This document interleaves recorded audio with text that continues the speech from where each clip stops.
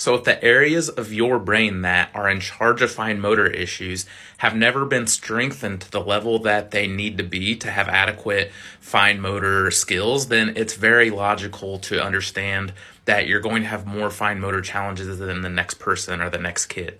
Right, like if you have a lawn full of dandelions and you want to get rid of them, so you mow them all over and it looks like the problem's solved, but then you come back, a week later and they're all back where they were. That's kind of like what trying to solve fine motor issues is like without addressing the root issue of what's going on. So the secondary condition, which is the fine motor issues, that can never be fully addressed until the primary condition, which is the underperforming nerve system, is fully addressed. So we have an area of the brain called the cerebellum, and it sits clear back here in the back of our brain, and its main purpose is motor movement. So if we're throwing a ball, or we're running with our legs, or we're moving our eyes, or we're using our hands and feet, if there's any type of movement in our body, our cerebellum is what's helping us do that.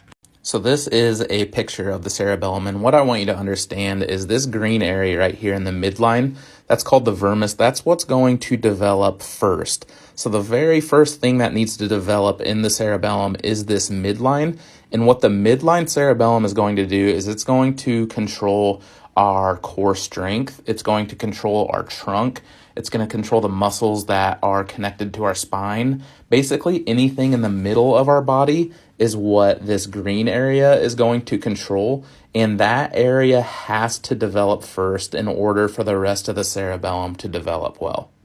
And then the next thing to develop is going to be the yellow right here, and that's the intermediate cerebellum. And that's going to be more things like your shoulder and your hips and things that are just outside of the midline of your body. So it's going to develop midline first and then the yellow. And then lastly, the red is what's going to develop. So you can see that it develops from the inside out. And the lateral cerebellum is going to be like your hands and your feet and everything that is as far away from midline as possible.